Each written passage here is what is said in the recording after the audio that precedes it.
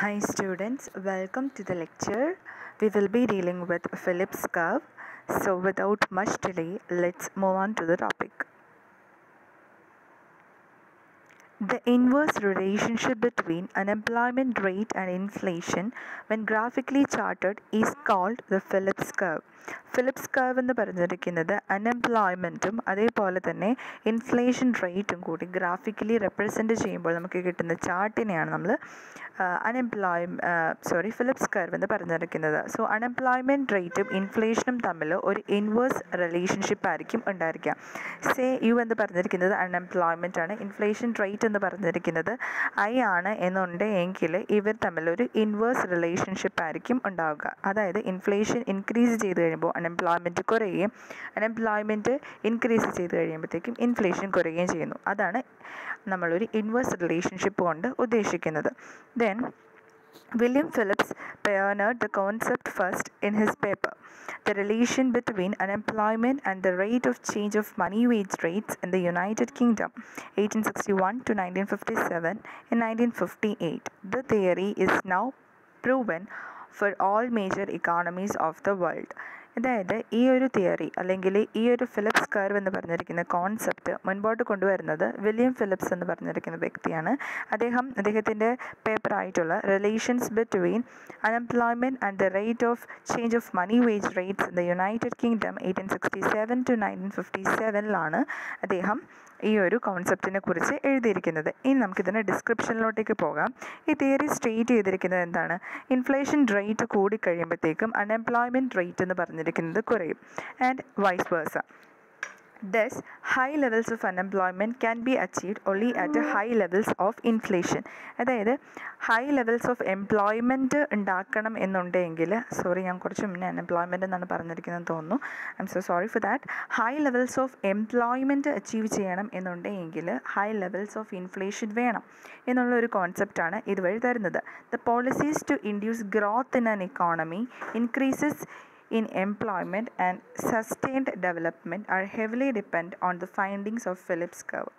Phillips curve എന്ന് പറഞ്ഞിരിക്കുന്ന concept മുൻപോട്ട് കൊണ്ടുവന്നത് വഴിയാണ് നമുക്ക് എന്തൊക്കെ മനസ്സിലാക്കാനായിട്ട് സാധിച്ചത്? How to induce growth in an economy, increase in employment in economy, how we can adopt sustainable development, ഇതൊക്കെ നമുക്ക് മനസ്സിലാക്കാനായിട്ട് സാധിച്ചത് എന്തുവഴിയാണ്? ഫിലിപ്സ് കർവ് വഴിയാണ്. However the implications of Phillips curve has been found to be true only in short term. വളരെ short ടേമിൽ മാത്രമാണ് Phillips curve എന്ന് പറഞ്ഞിരിക്കുന്ന കോൺസെപ്റ്റ് അത്ര സാറ്റിസ്ഫൈങ് രീതിയിൽ റിസൾട്ട്സ് തരുന്നുള്ളൂ എന്നുള്ളൊരിതാണ് ഇപ്പോൾ നമുക്ക് മനസ്സിലാവുന്നത്. Phillips curve fails to justify the situation such as stagflation when both inflation and unemployment are alarmingly high. ഇത് സ്റ്റാഗ്ഫ്ലേഷൻ എന്ന് പറഞ്ഞിരിക്കുന്നത് സ്റ്റാഗ്നേഷൻ പ്ലസ് ഇൻഫ്ലേഷനെയാണ് നമ്മൾ സ്റ്റാഗ്ഫ്ലേഷൻ എന്ന് പറഞ്ഞിരിക്കുന്നത്. ഈ ഒരു സിറ്റുവേഷനിൽ ബോത്ത് ഇൻഫ്ലേഷനും അൺഎംപ്ലോയ്മെൻറ്റ് റേറ്റ്സും ഹൈ ആയിരിക്കും. ഈ ഒരു സിറ്റുവേഷനെ എക്സ്പ്ലെയിൻ ചെയ്യുന്നതിനായിട്ട് ഫിലിപ്സ് കർവിന് സാധിച്ചിട്ടില്ല. സോ അതിൻ്റെ ഒരു ഡ്രോബാക്ക് ആയിട്ട് നമുക്ക് പറയുവാനായിട്ട് സാധിക്കും. സോ മൂവിങ് ഓൺ ഫർദർ, ഇതാണ് ഇൻഫ്ലേഷൻ അൺഎംപ്ലോയ്മെൻറ്റ് റേറ്റ് കാണിക്കുന്ന ഫിലിപ്സ് കർവിൻ്റെ ഗ്രാഫിക്കൽ റെപ്രസെൻറ്റേഷൻ. ഇവിടെ നമുക്ക് കാണാനായിട്ട് സാധിക്കുന്നത് എന്താണ്? As unemployment rate increases inflation decreases. Inflation കുറയാണ് അൺഎംപ്ലോയ്മെൻറ്റ് റേറ്റ് ഇൻക്രീസ് ചെയ്യുന്നത് വഴി. അതുപോലെ തന്നെ ഇത് നമുക്ക് ഓപ്പോസിറ്റ് ഇതിലും പറയാനായിട്ട് സാധിക്കും. ഹൈ ഇൻഫ്ലേഷൻ വന്നിട്ടുണ്ടെങ്കിൽ ഉണ്ടാകുന്ന പ്രോബ്ലം എന്താണ്? ലോ അൺഎംപ്ലോയ്മെൻ്റ് ആണ് പറയുന്നത്. ലോ ഇൻഫ്ലേഷൻ വന്നു കഴിയുമ്പോൾ ഹൈ അൺഎംപ്ലോയ്മെൻ്റ് ആണ് പറഞ്ഞിരിക്കുന്നത്. നമ്മൾ ഓൾറെഡി പറഞ്ഞു ഇൻഫ്ലേഷനും അൺഎംപ്ലോയ്മെൻറ്റും തമ്മിൽ ഒരു ഇൻവേഴ്സ് റിലേഷൻഷിപ്പാണ് ഉള്ളത്. അതായത് ഇൻഫ്ലേഷൻ ഇൻക്രീസ് ചെയ്തിട്ടുണ്ടെങ്കിൽ അൺഎംപ്ലോയ്മെൻറ്റ് കുറയും എന്നുള്ളൊരു കൺസെപ്റ്റാണ് പറഞ്ഞിരിക്കുന്നത്. സോ നമ്മൾ ഈ ഒരു എക്സ് ആക്സിസിൽ അൺഎംപ്ലോയ്മെൻറ്റ് റേറ്റും വൈ ആക്സിസിൽ ഇൻഫ്ലേഷൻ റേറ്റുമാണ് തന്നിരിക്കുന്നത്. സോ ഇവിടെ അൺഎംപ്ലോയ്മെൻറ്റ് റേറ്റ് എക്സ് ആക്സിസിൽ ഇൻക്രീസ് ചെയ്യുവാണ് എന്നുണ്ടെങ്കിൽ ആ സമയത്ത് ഇൻഫ്ലേഷൻ എങ്ങനെയാണെന്ന് നോക്കിക്കേ, ലോ ഇൻഫ്ലേഷനാണ് കാണുവാനായിട്ട് സാധിക്കുന്നത്.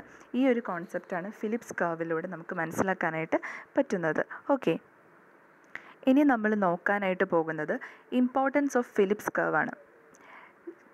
ജെ.എം. കെയ്ൻസിൻ്റെ പബ്ലിക്കേഷനാണ് the general theory of employment interest and money. Most economist അതുപോലെ തന്നെ പോളിസി മേക്കേഴ്സും believe that in order for an economy to grow aggregate demand must be increased in the market. അതായത് ആ സമയങ്ങളിൽ മിക്ക എക്കണോമിസ്റ്റുകളും പോളിസി മേക്കേഴ്സും ബിലീവ് ചെയ്തിരിക്കുന്നത് അഗ്രിഗേറ്റ് ഡിമാൻഡ് ഇൻക്രീസ് ചെയ്തിട്ടുണ്ട് എങ്കിൽ ഗ്രോത്ത്, ഒരു എക്കോണമിയുടെ ഗ്രോത്ത് വളരെയധികം കൂടുമെന്നൊരു കോൺസെപ്റ്റ് അവർ വിശ്വസിച്ചിരുന്നു. പക്ഷേ പിന്നീട് policy makers stimulated aggregate demand using monetary and physical policy. The rise in employment and output was accompanied by rapidly increasing price level. If the policymakers then wanted to reduce inflation, they would need to reduce output and employment in the short run. So ഇതിനകത്ത് policy makers aggregate ഡിമാൻഡിനെ monetary fiscal policy ഉപയോഗിച്ച് stimulate ചെയ്യാനായിട്ട് ശ്രമിച്ചു. ആ സമയത്ത് എന്താണ്, rise in employment and output was accompanied by it with the increase in price level കൂടി കഴിഞ്ഞപ്പോഴത്തേക്കും എന്താ സംഭവിച്ചത്, എംപ്ലോയ്മെൻറ്റിൻ്റെയും ഔട്ട്പുട്ടിൻ്റെയും പ്രൈസ് കൂടാനായിട്ട് തുടങ്ങി. If the policy makers wanted to reduce inflation, price കൂടി കഴിയുന്നത് ജനറൽ ഇൻക്രീസ് ഇൻ പ്രൈസ് ആണ് ഇൻഫ്ലേഷൻ. സോ ഇൻഫ്ലേഷൻ വന്നു കഴിഞ്ഞപ്പോഴത്തേക്കും എന്താ സംഭവിച്ചത്, എംപ്ലോയ്മെൻറ്റ് ഇൻക്രീസ് ചെയ്യുന്നതായിട്ട് അവർ കണ്ടു. സോ ഇൻഫ്ലേഷൻ കുറയ്ക്കണം എന്നൊരു കോൺസെപ്റ്റ് പോളിസി മേക്കേഴ്സിനുണ്ടായപ്പോൾ അവർ കണ്ടുപിടിച്ചൊരു ഐഡിയ, അല്ലെങ്കിൽ എങ്ങനെ ഇൻഫ്ലേഷൻ കുറയ്ക്കാം എന്നൊരു ഡിസ്കഷൻ നടന്നപ്പോൾ അവർ കണ്ടുപിടിച്ചതാണ് ഔട്ട്പുട്ട് കുറച്ചുകൊണ്ട് നമുക്ക് എന്ത് ചെയ്യാനായിട്ട് സാധിക്കും, ഇൻഫ്ലേഷൻ കുറയ്ക്കാനായിട്ട് സാധിക്കും. അതേപോലെ തന്നെ എംപ്ലോയ്മെൻറ്റ് കുറച്ചുകൊണ്ട് നമുക്ക് ഇൻഫ്ലേഷൻ കുറയ്ക്കുവാനായിട്ട് സാധിക്കും ഇൻ ഷോർട്ട് റൺ. അതായത് ഇൻഫ്ലേഷനും എംപ്ലോയ്മെൻറ്റും തമ്മിൽ ഡയറക്റ്റ് പ്രൊപ്പോർഷൻ റിലേഷനും, അതേപോലെ ഇൻഫ്ലേഷനും അൺഎംപ്ലോയ്മെൻറ്റും തമ്മിൽ ഇൻവേഴ്സ് റിലേഷനുമാണ് ഉള്ളത്. സോ ഇൻഫ്ലേഷൻ കുറയ്ക്കണമെന്നുണ്ടെങ്കിൽ എംപ്ലോയ്മെൻറ്റ് കുറച്ചാൽ മതി. In analytics of anti-inflation policy, Samuelson and Soller pointed out that Phillips curve could be utilized as a tool by policymakers. The Phillips curve shows the various inflation rate and employment rate combinations that the economy can choose from. Phillips curve പല രീതിയിലുള്ള inflation rate, unemployment rate combinations കാണുവാനായിട്ട് സാധിക്കും. So ഓരോ എക്കോണമിക്കും feasible ആയിട്ടുള്ള ആ combinations choose ചെയ്തിട്ടുണ്ടെങ്കിൽ അത് അവരുടെ കൺട്രീൻ്റെ ഗ്രോത്തിന് വേണ്ടിയിട്ട് സഹായിക്കും. സോ അങ്ങനെ ചൂസ് ചെയ്യാനായിട്ട് അവർ പിന്നീട് തീരുമാനിക്കുകയാണ് ഉണ്ടായത്. സോ ഇതാണ് ഫിലിപ്സ് കർവിൻ്റെ ഇമ്പോർട്ടൻസ്. നമുക്ക് ഇൻഫ്ലേഷൻ കൂട്ടുവാനും കുറയ്ക്കുവാനും, അതേപോലെ തന്നെ അതനുസരിച്ച് എംപ്ലോയ്മെൻറ്റും അൺഎംപ്ലോയ്മെൻറ്റും സ്റ്റെബിലൈസ് ചെയ്യുന്നതിന്, ഔട്ട്പുട്ടിൻ്റെ ഇൻക്രീസിങ്ങും ഡിക്രീസിങ്ങും കറക്റ്റ് ചെയ്യുന്നതിനും ഒക്കെ ആയിട്ട് നമുക്ക് ഫിലിപ്സ് കർവ് യൂസ് ചെയ്യാനായിട്ട് സാധിക്കും. Okay, moving on. ഇനി നമ്മൾ നെക്സ്റ്റ് നോക്കുന്ന കോൺസെപ്റ്റാണ് the long term Phillips curve എന്നുള്ളത്. 1968 നോബൽ പ്രൈസ് വിന്നിങ് എക്കണോമിസ്റ്റും അതുപോലെ തന്നെ ചീഫ് പ്രൊപ്പോണൻ്റ് ഓഫ് മോണിറ്ററിസം ആയിട്ടുള്ള മിൽട്ടൺ ഫ്രീഡ്മാൻ അദ്ദേഹത്തിൻ്റെ ഒരു പേപ്പർ പബ്ലിഷ് ചെയ്തു. ആ പേപ്പറിൻ്റെ പേരാണ് the role of monetary policy എന്നുള്ളത്. അദ്ദേഹത്തിൻ്റെ ഈ പേപ്പറിൽ ഫ്രീഡ്മാൻ ക്ലെയിം ചെയ്തിരിക്കുന്ന ഒരു കാര്യം, ലോങ് റണ്ണിൽ മോണിറ്ററി പോളിസിക്ക് അൺഎംപ്ലോയ്മെൻറ്റ് ലോവ് ആക്കാനായിട്ട് സാധിക്കത്തില്ല ബൈ റേസിങ് ഇൻഫ്ലേഷൻ എന്നുള്ളത്. അതായത് ഇൻഫ്ലേഷനെ കൂട്ടിക്കൊണ്ട് അൺഎംപ്ലോയ്മെൻറ്റിനെ കുറയ്ക്കുന്നതിന് വേണ്ടിയിട്ട് മോണിറ്ററി പോളിസിക്ക് ലോങ് റണ്ണിൽ സാധിക്കില്ല എന്നുള്ളൊരു കോൺസെപ്റ്റ് ആര് പറഞ്ഞു, മിൽട്ടൺ ഫ്രീഡ്മാൻ അദ്ദേഹത്തിൻ്റെ പേപ്പറിൽ പറഞ്ഞു. പേപ്പറിൻ്റെ പേര് the role of monetary policy എന്നുള്ളതാണ്. ഓക്കെ, ഇനി ഈ ഫ്രീഡ്മാൻ്റെ claim highly influenced by the classical macro economic theory that believed that the amount of money in an economy was a nominal variable and could not influence a real variable such as employment and output. അതായത് ഫ്രീഡ്മാൻ്റെ ഈ concept പ്രധാനമായിട്ടും relate ചെയ്തിരിക്കുന്നത് classical macro economic തിയറിയിലാണ്. അതിൽ പറഞ്ഞു വെച്ചിരിക്കുന്ന അദ്ദേഹമല്ല, classical macro economic തിയറിയിൽ പറഞ്ഞു വെച്ചിരിക്കുന്ന കാര്യം എന്താണെന്ന് വെച്ചിട്ടുണ്ടെങ്കിൽ, ഒരു ഇക്കോണമിയുടെ മണി അതല്ലെങ്കിൽ ആ ഇക്കോണമിയിലുള്ള മണി സപ്ലൈ എന്ന് പറഞ്ഞിരിക്കുന്നത് നോമിനൽ വേരിയബിൾ ആണ് എന്നും അതിന് റിയൽ വേരിയബിൾ ആയിട്ടുള്ള എംപ്ലോയ്മെൻറ്റിനെയും ഔട്ട്പുട്ടിനെയും ഇൻഫ്ലുവൻസ് ചെയ്യുവാനുള്ള കപ്പാസിറ്റി ഇല്ല എന്നുമാണ് ക്ലാസിക്കൽ മാക്രോ എക്കണോമിക് തിയറിയിൽ ഉണ്ടായിരുന്നത്. സോ ഇദ്ദേഹത്തിൻ്റെ തൊട്ടും ആ ഒരു രീതിക്കാണ് മുൻപോട്ട് പോയത്. 1970 മറ്റൊരു നോബൽ പ്രൈസ് വിന്നിങ് എക്കണോമിസ്റ്റ് ആയിട്ടുള്ള Edmund Phelps published an article. അദ്ദേഹത്തിൻ്റെ ആർട്ടിക്കിളിൻ്റെ പേരാണ് macro economic foundations of employment and inflation theory. അദ്ദേഹം എന്ത് ഡിനൈ ചെയ്തു, long term trade off between inflation and അൺഎംപ്ലോയ്മെൻറ്റിൻ്റെ എക്സിസ്റ്റൻസിനെ അദ്ദേഹം ഡിനൈ ചെയ്തു. Friedman Philip curve is said to represent the long-term relationship between inflation rate and unemployment rate in a country അല്ലെങ്കിൽ ഒരു economy. അതായത് ഈ മിൽട്ടൺ ഫ്രീഡ്മാനും അതേപോലെ എഡ്മണ്ട് ഫെൽപ്സുമാണ് പിന്നീട് ലോങ് ടേമിൽ അല്ലെങ്കിൽ ലോങ് റണ്ണിൽ ഉള്ള ഫിലിപ്സ് കർവ് കണ്ടുപിടിക്കുന്നത്. അല്ലെങ്കിൽ അവരാണ് എന്ത് പറയുന്നത്, showing the relationship between inflation and unemployment rate in an economy for a long run.